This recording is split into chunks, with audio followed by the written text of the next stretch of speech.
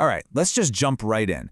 What we're talking about today is a story of cosmic ambition so huge it's almost hard to wrap your head around. It's about what happens when a single being decides to remake the entire universe. But not for some noble reason. Nope, it's all to crush this one tiny, nagging flaw he sees in himself. And yeah, this quote, it absolutely nails it. This whole insane project, this Clockwork Citadel that spans galaxies, it all comes down to one thing: a deep personal insecurity. Imagine building an entire universe just to forget you once felt small. Okay, so Section 1, a blueprint of spite. The Nomad's decree for absolute sovereignty.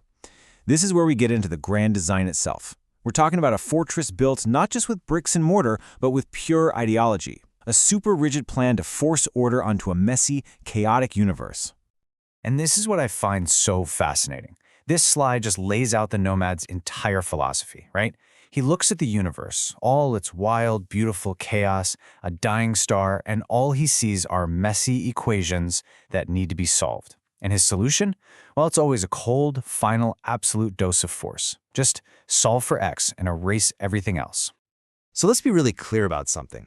This incredible citadel, it was never meant to free anyone. It wasn't about progress. From the very first stone, its true purpose was to be a cosmic prison, a beautiful, intricate cage for every single soul trapped inside his clockwork hell. All right, Section 2, forging a clockwork cosmos, the celestial engineering of control. So you got to be asking, how is any of this even possible? I mean, how do you build an entire world fueled by pure spite? Well, the answer is celestial engineering on a scale that is just mind-blowing. Okay, so get this. The Nomad literally weaponized a dying star. His calculus spire shot up, siphoning its raw, chaotic energy, the Omega effect.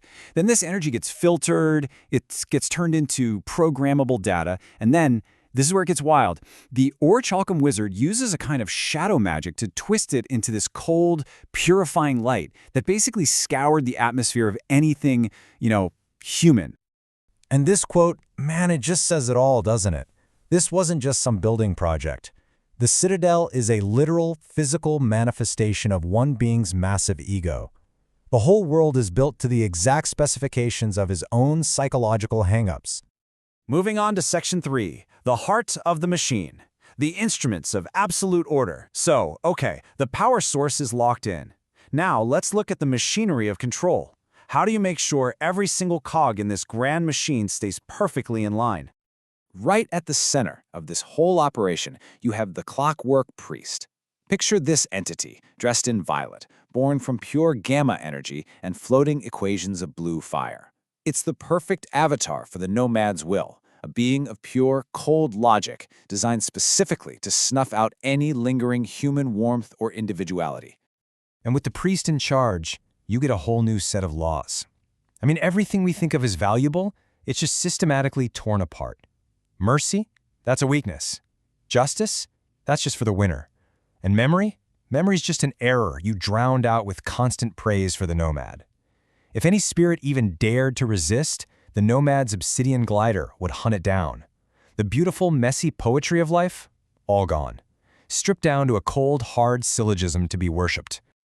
And here's where it gets really interesting. Section 4, an armor of irony, the ghost of the Golden Shepherd. Because it turns out this whole cosmic re-engineering project, it wasn't really about controlling the universe. Deep down, it was about beating one person, a single rival from the Nomad's past that he just couldn't shake. You see, the Nomad was completely and utterly haunted by the memory of this figure called the Golden Shepherd. Every single tower he built, every law he passed, it was all just another move in this grand cosmic chess game against an opponent who wasn't even on the board anymore. And he tried to play it cool, He dismissed his old nemesis as just a rounding error in his grand plan. But that dismissal? It just shows how deep the obsession ran. Come on, you don't build an entire universe to fix a rounding error unless that's the only number you can even see. And that brings us to the real gut punch of this whole story. The big psychological question. Can you really build a reality so perfect, so calculated, that it completely smothers your own deepest insecurities? Can you outrun the memory of being less than? Which leads us right into our final section. Section 5, the architect's prison. The price of a hollow victory. Because, spoiler alert, he built his perfect world. He silenced the chaos. But what did it actually cost him?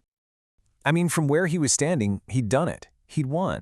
He's looking out from his tower over these perfect silver plains, totally convinced of his own genius, believing he was finally the tallest entity in the room. He'd achieved absolute superiority. But you knew there was a but, right?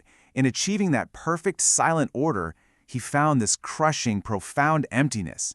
It's like that old myth of the Zmei. He consumed the entire spirit of the world only to get to the very top and find the air was too thin to breathe. And that's when you see the Citadel for what it truly is. It was never a throne room. It wasn't a monument to his victory. It was a tomb. A tomb for his own humanity. A perfect cosmic prison that trapped that same jealous small man he always was right inside his own cold masterpiece. So, really, the big takeaway here is this.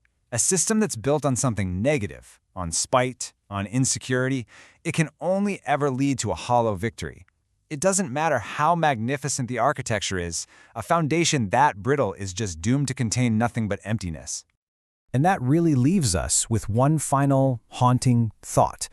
If you build a perfect system designed to erase every single human flaw, what happens to the flawed human who designed it?